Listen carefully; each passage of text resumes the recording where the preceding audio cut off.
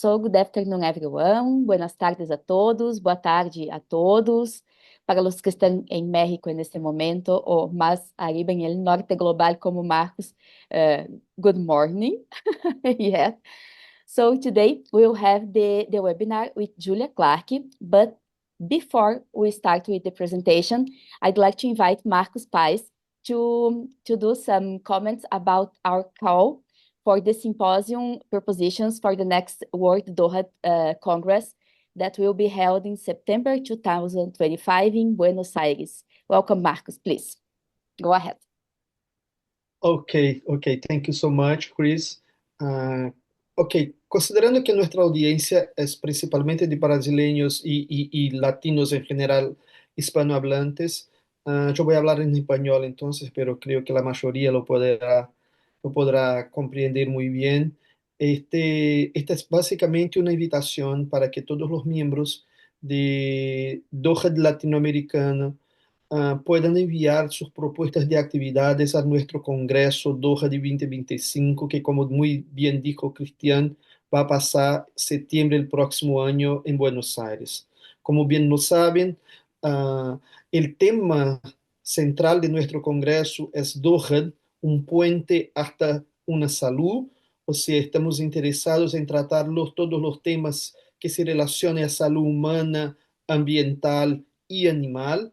Y por eso les invito entonces a acceder a nuestra página web en www.dohad2025.com.ar o simplemente leyendo este QR code con sus teléfonos que llevan también a la página y ahí en la ala de programa científico, al final de esta ala encontrarán las reglas, las indicaciones de cómo enviar una propuesta de actividades. Queremos que participantes, que miembros de la comunidad DOHaD de toda Latinoamérica propongan simposios, cursos, conferencias, porque es muy importante que este congreso reflita lo que hace y lo que piensan los miembros de nuestra comunidad en Latinoamérica y en el mundo. Entonces, todos que están trabajando con el tema DOHaD, que pueden proponer actividades, que quieren estar en el congreso como ponentes,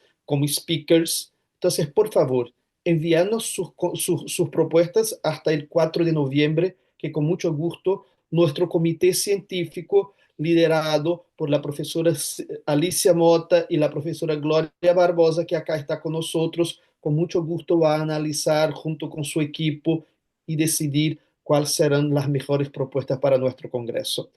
Muchas gracias, Cris, por este espacio para difundir el llamado de propuestas. Vamos ahora entonces a la conferencia del día. Muchas gracias.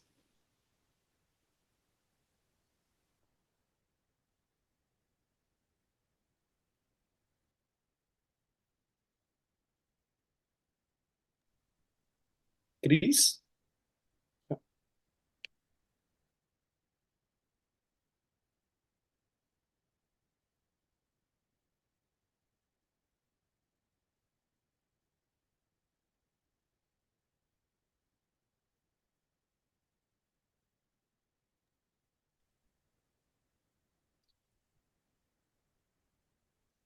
Muy bien, entonces ahora vamos a la presentación de la doctora Julia Clarke. Julia Clarke, Dr. Julia Clarke, holds a degree in pharmacy from the Federal University of Rio Grande do Sul, the same university as I am onde eu fiz toda a minha formação também. A Master Degree in Biological Science, in Neuroscience, from the Federal University of Rio Grande do Sul, and a Ph.D. in Medicine, Medical Sciences from the Federal University of Rio Grande do Sul, too. She was a postdoc PNPD fellow at the Institute of Medical Biochemistry at the Federal University of Rio de Janeiro, working in the area of Alzheimer's disease. Currently, Dr. Clarke is a professor at the Institute of Biomedical Sciences at UFRJ. She has experience in encephalitis and viral and bacterial infections, the effects of environmental factors on the developing brain, as well as neurodegenerative diseases like Alzheimer's disease, Parkinson's disease, metabolism, developmental programming, and aging. She has received more than 10 significant awards, and since 2016, she has been awarded a Young Scientist grant from FAPERJ. Dr. Clarke published more than 4 scientific articles and currently supervises or has supervised more than 40 undergraduate and graduate students. It's really impressive, Julia. Julia is also a mother of 2 girls with the maternity leave in 2015 and 2020. Julia, é um prazer te ter aqui hoje conosco para apresentar o teu trabalho. It's a pleasure to have you here today to present your work, and please feel free to start when you want.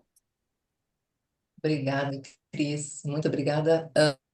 You can all hear me and see my slides, right?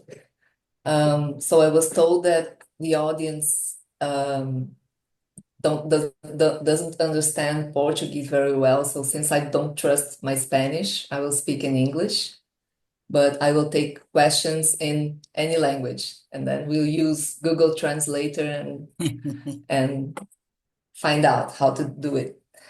So I will show you some of the work we have been doing in my lab. As Chris, I would like to thank first Cristiane and all the DOHaD community for the invitation. And today we'll show you some of the work that has been going on in my lab for the last years. As she also told you, I am currently a professor at the Federal University of Rio de Janeiro.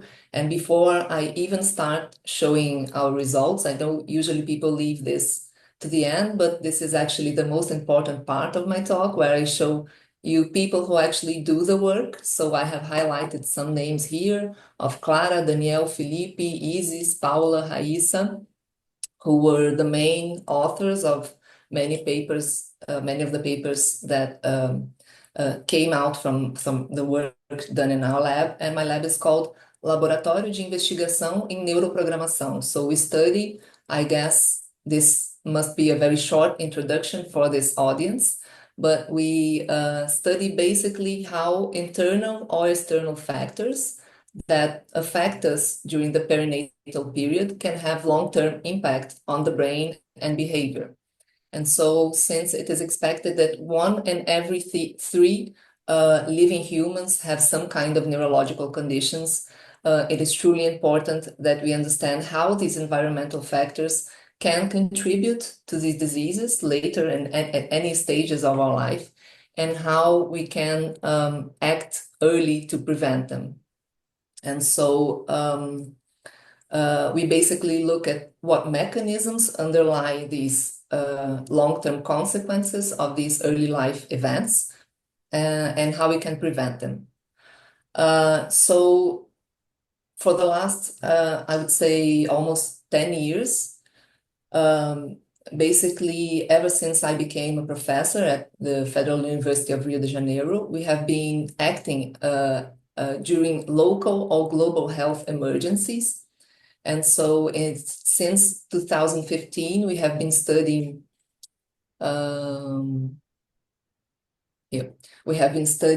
Zika virus. I will talk a lot about Zika virus today, but since 2020, we have also been studying how SARS-CoV-2 virus affects the developing brain. And more recently, some of you might have heard about the Oropouche virus, which is an endemic virus from the Amazon region and has been spreading around other regions of Brazil, and also associated with the birth of children with neurological defects and microcephaly. So we are also studying this virus too, but I will not bring you today data on these projects about Oropouche virus. We will focus mainly on Zika virus and SARS-CoV-2 virus. And so I will talk to you mainly about the models we have used to study the consequences of Zika virus infection. And then we have contributed to describe some of the late consequences of this infection on the developing brain, even in the absence of microcephaly. I will also show you some recent findings from our lab suggesting that Zika virus can persist and be reactivated in the brain late after infection. And then, as I said, I will show you some data about SARS-CoV-2 infection. So actually, the data I will show you today are the results of many collaborations. When we had the Zika virus outbreak here in Brazil, we developed networks of several different specialties, neuroscientists, virologists, immunologists, in order to understand the consequences of infection. So I would like to mention, namely, Cláudia Figueiredo, Andrea Dapoian, and Iranaya Miranda, who are my colleagues here at the University of Rio de Janeiro, and these two brilliant students, Paula and Isis, who started the work on Zika virus. And so Zika virus is an RNA virus, a positive stranded RNA virus. It is mainly transmitted by Aedes mosquitoes, and its main consequences are mild. Main symptoms are mild symptoms, very similar to dengue virus or other arboviruses, including high fever, headache, skin rashes, and so on. But of course, since 2015, an association has been done between Zika virus infection during development and the birth of children with microcephaly. And recently, all factors associated to environmental changes and global health have contributed to raise again the concern about the mosquitoes, which are now found in many regions in Europe, and of course of the spread of the virus. So cases have been described.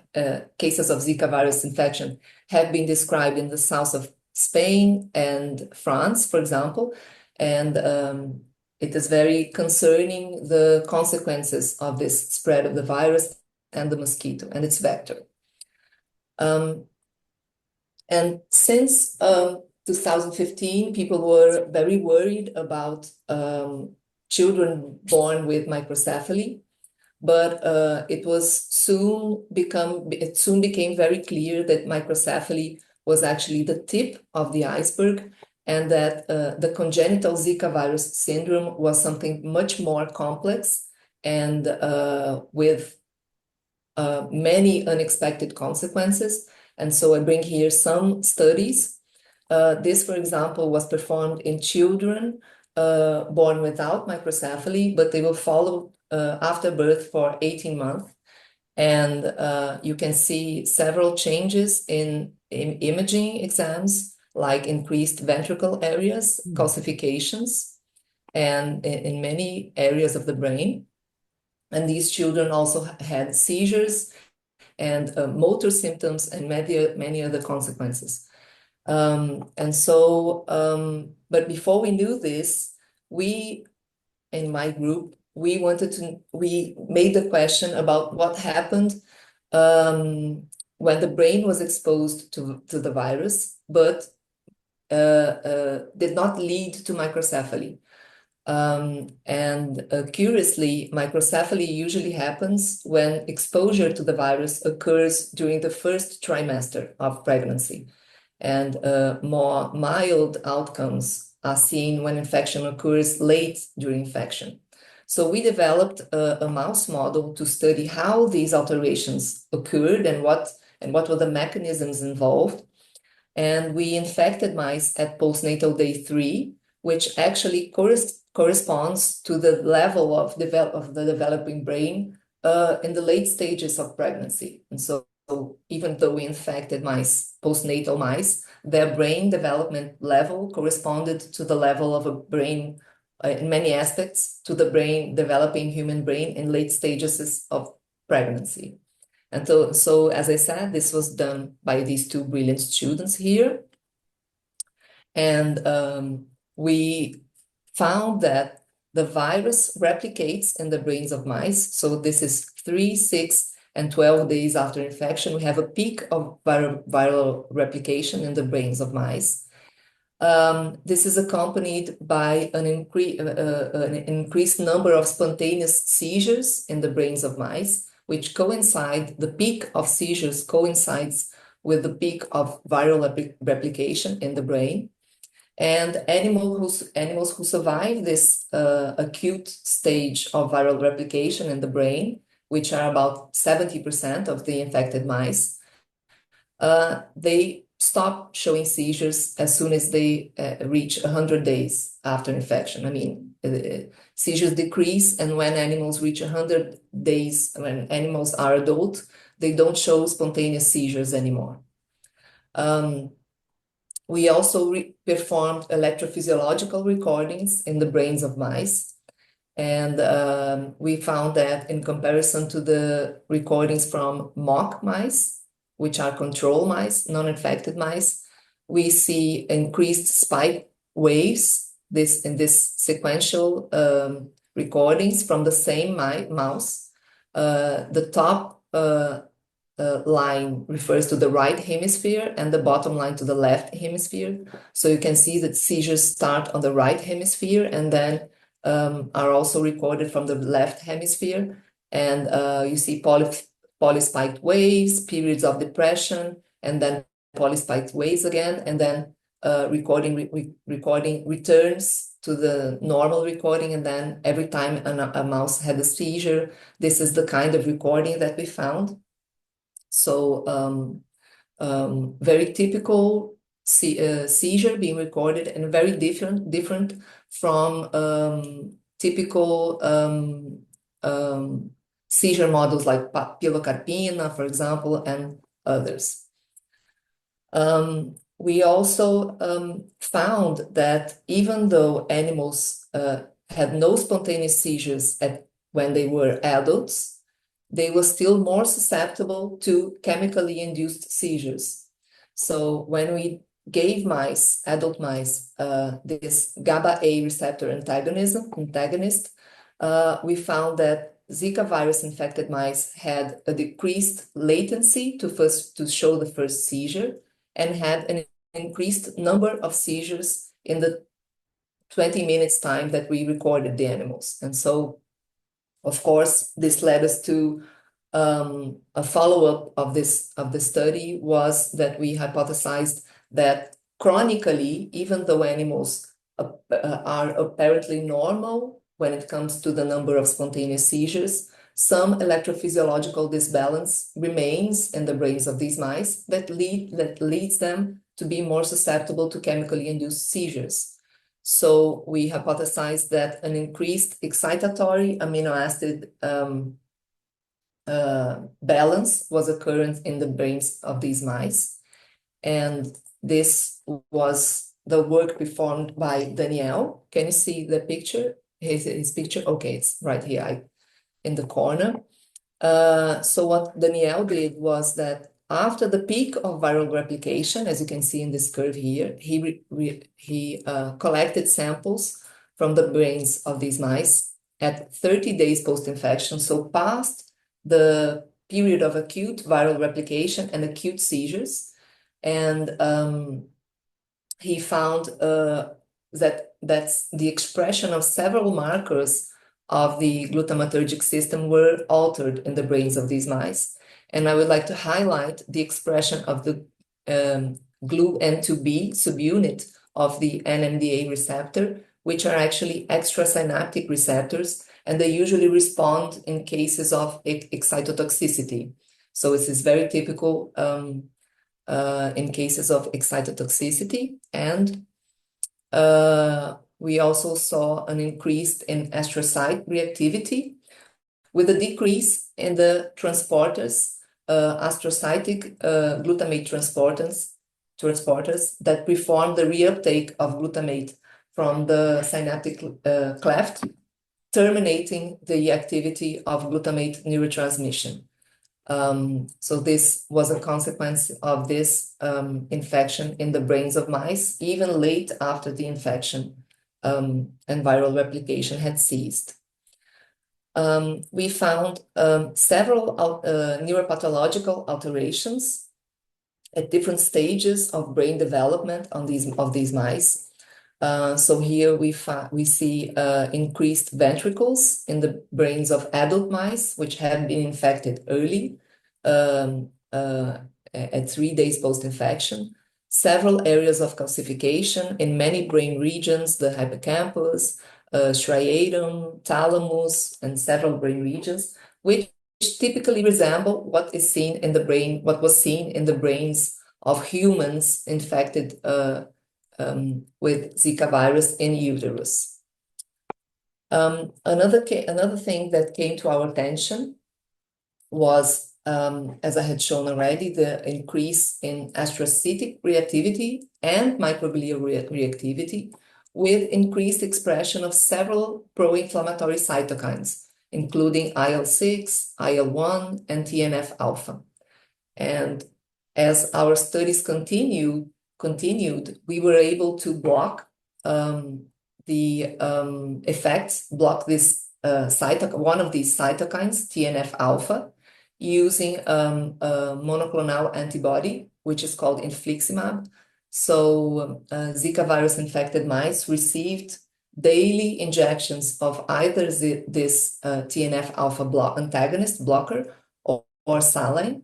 And as you can see here, when we evaluated the spontaneous seizures in mice, we see that infliximab-treated mice had on average a decrease of 50% on the number of seizures, and this effect is more prominent in some litters than in others, and we don't still understand why this happens, but it happens. And maybe I won't have time to explain to you right now, but this is a memory test. It's called Novel Object Recognition Test. And what we see is, compared to mock animals, Zika virus infected animals, when they are adults, they don't learn the task, so they behave differently from control animals. And infliximab is capable of partially rescuing the memory of these animals. And we also showed that infliximab decreased the number of tunnel positive cells, which are dying cells in the cerebellum of these mice, and prevented the microglial activation in several brain regions. I brought here the hippocampus, but this happens in several brain regions, of course, preventing the effects of pro-inflammatory cytokines. Cytokine helps to block the inflammation that contributes to cell death and to microglial reactivity. These findings also led to a very promising project, which I would like to show today, although very preliminary. But it's interesting because it involves the development of a product with the potential to be used in human health. This work is performed in collaboration with my colleague Flávia Almada from the pharmacy school here at my university. And it consists on developing liposomes containing small interference RNA against TNF-alpha.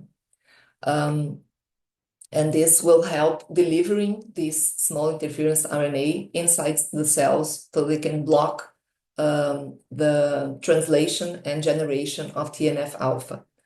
So first, we tested whether these liposomes were capable of efficiently delivering this small interference RNA into cells and how efficient they were.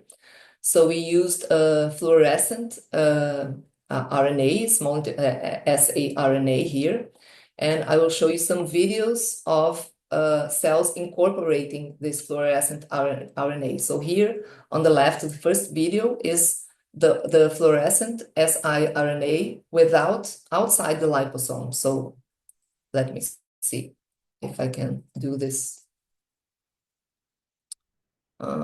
here. So you can see that some cells uptake this small interference RNA, but only a few cells. And here, cells treated with our liposomes containing the small interference RNA. So we can see that it's very efficient in delivering this RNA into cells. And this is a microglial cell lineage, okay? And we tested if they efficiently blocked the production and release of TNF-alpha into the medium of these cells. And so we treated cells with LPS and found a considerable increase, of course, in the release of TNF-alpha into the cell medium. And the small interference RNA had some effect after 3 hours when compared to the LPS condition alone. But our lipoplex containing the small interference RNA was much more efficient, both at 1 hour and at 3 hours. And so we now intend to translate this into the mouse model and to develop a different system where we can functionalize the surface of these liposomes with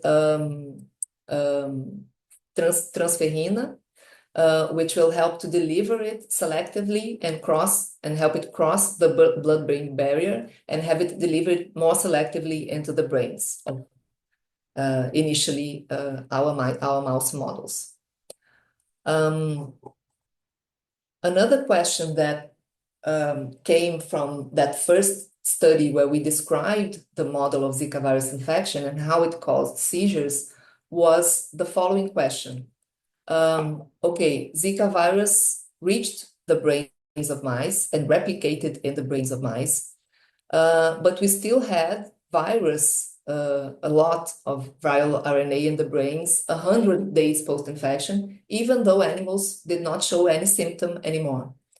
And it is known that many viruses, such as herpes virus and other viruses, can remain latent in neurological tissues and be reactivated in conditions of immune suppression. And so what Clarke Nogueira did in her work, her PhD thesis, was to infect mice again at postnatal day 3 subcutaneously with the Zika virus. And when animals reached adulthood, she treated these mice for 10 days with dexamethasone. Let me put the laser again. With dexamethasone, which is a corticosteroid drug, which inhibits, decreases immune response. And we evaluated these mice throughout dexamethasone treatment and after 10 days of treatment. And so our questions were, are there more rounds of active viral replication? And if so, can animals develop new rounds of neurological symptoms? And so first, what Clarke found was a decrease in circulating lymphocytes, as expected, in both groups treated with dexamethasone, either saline or infected mice. And she found a significant decrease in body weight in those mice that had been infected and were treated with dexamethasone as adults in adulthood. This also led to a significantly increased number of chemically induced seizures when animals were adults and were treated with dexamethasone, so suggesting, and this was more proeminent in male than in female mice. So this suggested to us both the decrease in body weight and the increase in seizures induced by the GABA-A antagonist, that it was possibly, that immune suppression was possibly inducing new rounds of active viral replication. So we measured this in the brains of mice, and to our surprise, even though we still saw viral RNA in the brains of all mice, there was no interference by dexamethasone treatment. So at 2, 5, or 10 days of dexamethasone treatment, Zika virus RNA levels remained the same in the brains of mice. So we were very curious about this, but there were some new evidence in the literature showing that there are some forms. Okay, this is the whole sequence of the Zika virus RNA strand, and the parts of it that code to the capsid, protein, envelope protein, NS1, NS2A, and so on. And as you can see, there is a long region, untranslated region at the 3-line end. And this is called subgenomic flaviviral RNA. So what happens is that when the Zika virus RNA is degraded inside the host cells, it is usually degraded up to this point because these three-dimensional constructs of this RNA strand protected from enzymatic degradation. Okay, do you follow? And we can measure this in the brains of mice. We can measure the amount of subgenomic flaviviral RNA in the brains of mice. And this is what we did. And we found that these species were increased in the brains of mice. And this suggested to us that indeed we had new rounds of Zika virus replication in the brains of mice, but they were so effective in degrading this RNA strand that we couldn't detect significant changes in the level of total RNA, but we detected an accumulation of these species of subgenomic flaviviral RNA. And these species, these RNA species, they have themselves been implicated in several ways in the pathogenesis of Zika virus. They decrease the interferon-mediated inflammatory response to provide a better environment for the virus to replicate. And they were shown to be important for the vertical transmission of the virus. And we decided to study how the accumulation of these species interfered with the microglial cells and the inflammatory cytokine profiles. And so even though we did not see changes in the total number of microglial cells, IBA1 positive cells, so either macrophages or microglial cells, we did not see changes in the number of these cells in the brains of infected mice or dexamethasone-treated mice. And we did not see changes in the morphological aspects of these microglial cells, which are normally correlated with the level of activation of these cells. But indeed, we found decrease in the expression of interferon beta and in the dexamethasone condition compared to the infected mice, which had not been treated, which had not been immune suppressed. And we found increase in other pro-inflammatory cytokines, such as IL-1 beta and IL-6. As I showed you before, in this model, we had several lesions of calcification in the brains of mice, and this remained throughout their lifetimes. And so what we analyzed next was the area of these lesions in the brains of mice. And as we can see, some of these mice still show lesions. Zika virus infected mice, they still show lesions, but the area of these lesions is increased when they are immune suppressed. So suggesting that the virus can have new rounds of viral replication and that a more severe outcome in terms of neuropathological findings can occur every time that Zika virus is reactivated. We also looked at other tissues, at peripheral tissues, because we were actually initially puzzled because we couldn't find an increase in the amount of Zika virus RNA in the brains. So we thought, okay, maybe the virus is replicating in other parts of the body. So we looked at the spleen, and we did not find again changes in the levels of Zika virus RNA, whether animals were immune suppressed or not. The same for the skeletal muscle. But when we looked to the testicles, we found that indeed there was an increase in viral replication in these tissues. And we know that the testicles are actually an early site of viral replication. The testicles are also considered immune-privileged tissues. And we also believe that this is why we see a more severe outcome in terms of number of seizures in mice that had been immune-suppressed, in male mice that had been immune-suppressed, compared to female mice.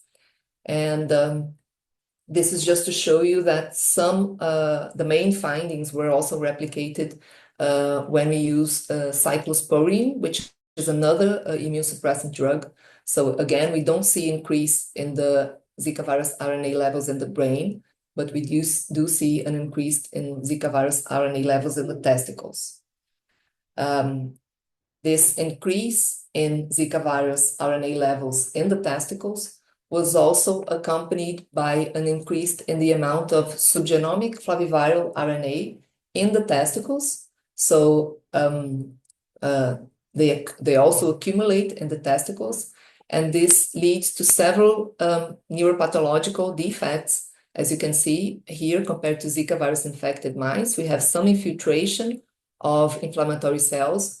But when we look to Zika virus infected mice, who are treated with dexamethasone, we found a more severe change in the morphological aspect of the seminiferous tubes here. And we also find a significant increase in apoptotic cells or dying cells in the testicles of Zika virus infected mice when compared to mice which had been infected early in life but were not immune suppressed. So what I showed you so far is basically all that we have been doing on Zika virus in our lab for the past years. And I showed you that it impacts the developing brain, causing seizures. It can also cause a long-lasting changes in excitatory and inhibitory balance. One important step in this long-term impact of Zika virus on the brain is the production and signaling mediated by pro-inflammatory mediators, especially TNF-alpha. And that Zika virus can persist in some tissues and become involved in new rounds of viral replication under certain conditions. If I have time,